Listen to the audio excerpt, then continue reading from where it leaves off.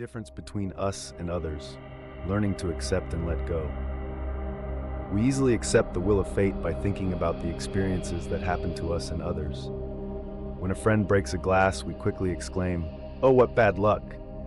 Yet when it is our own glass, we struggle to accept it with the same ease. Wouldn't it be better if we could face our own misfortunes with the same calmness?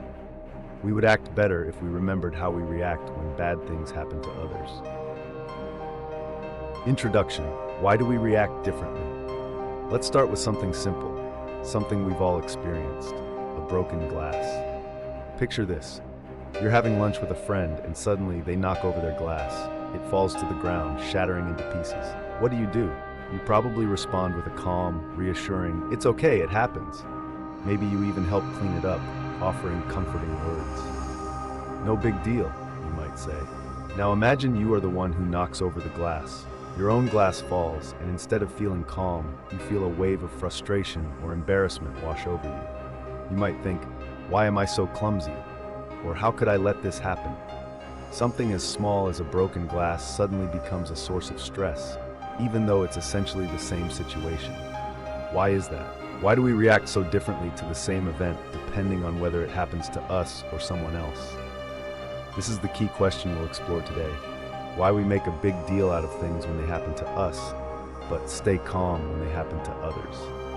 And more importantly, how we can change this. Stoicism, the foundation of perspective. The Stoic philosophers, especially Epictetus and Marcus Aurelius, spent much of their lives teaching us how to maintain perspective. They understood that our minds are naturally biased. When something happens to someone else, we're able to stay calm because we're detached. But when it happens to us, we feel as though the universe is attacking us personally. Epictetus gave us a practical way to deal with this imbalance. He encouraged us to imagine that we are observing someone else when misfortune strikes. He advised, when something happens, ask yourself, if this happened to my friend, how would I respond?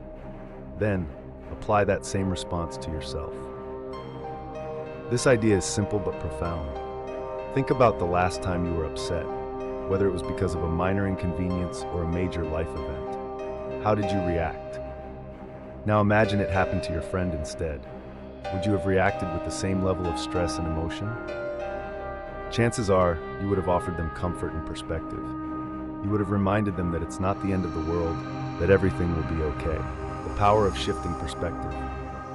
Let's delve into an example from real life. Imagine a situation where you're at work and you receive criticism from your boss.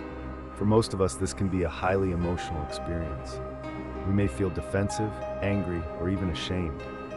We take the criticism personally, as though it defines us. Now imagine that your colleague receives the same feedback from the boss.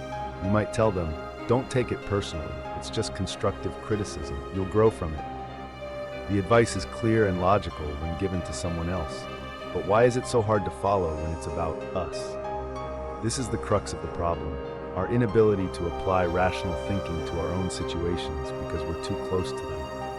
The Stoics teach us that by creating mental distance from our problems, we can see them for what they are, temporary, external events that don't define who we are. Marcus Aurelius once wrote, "You have power over your mind, not outside events. Realize this, and you will find strength." This is a crucial teaching for learning how to stay calm under pressure.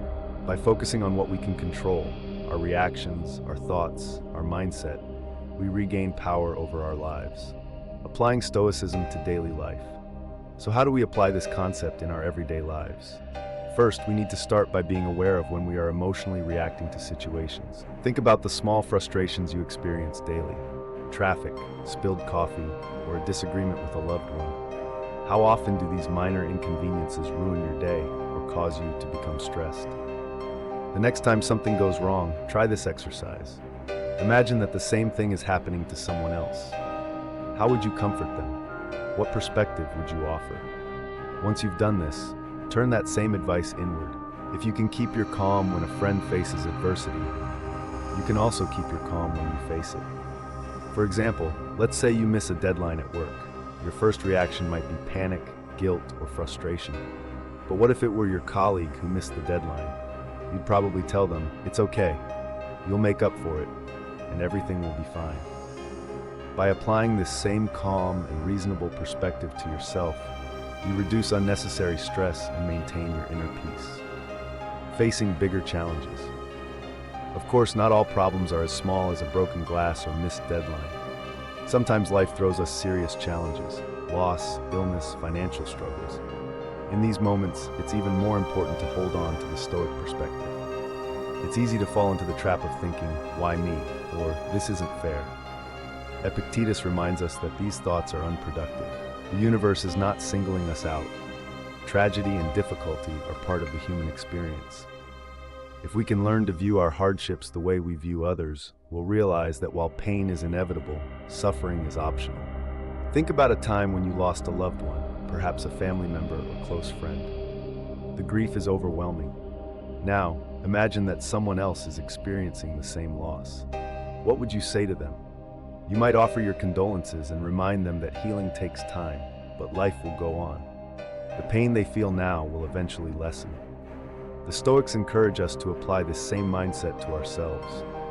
When we experience loss, we must remind ourselves that this is the nature of life. Just as we would encourage a friend to keep going, we must encourage ourselves to do the same. A lesson in empathy. There's another powerful lesson here, one about empathy. When we understand that we all face similar challenges, it becomes easier to be compassionate. Too often, we are quick to judge others when they react emotionally to their own problems. We think, why are they making such a big deal out of this? But when we face our own struggles, we realize how difficult it can be to stay calm. By recognizing the universality of suffering, we not only become more resilient ourselves, but also more understanding of others.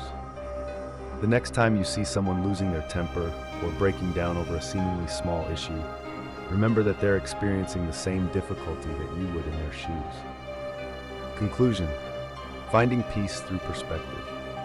At the heart of Stoicism is the idea that we control how we respond to life. We may not control what happens, but we control how we interpret and react to it. By shifting our perspective, by treating our own problems with the same calmness and objectivity that we offer others, we find peace in the chaos. So the next time something goes wrong, whether it's a broken glass or a broken heart, remember that you have the power to choose your reaction. Think about how you would respond if this were happening to someone else. Chances are you'd offer comfort, understanding, and perspective. Give yourself that same gift. By practicing this mindset, we can face life's challenges with grace, resilience, and inner peace.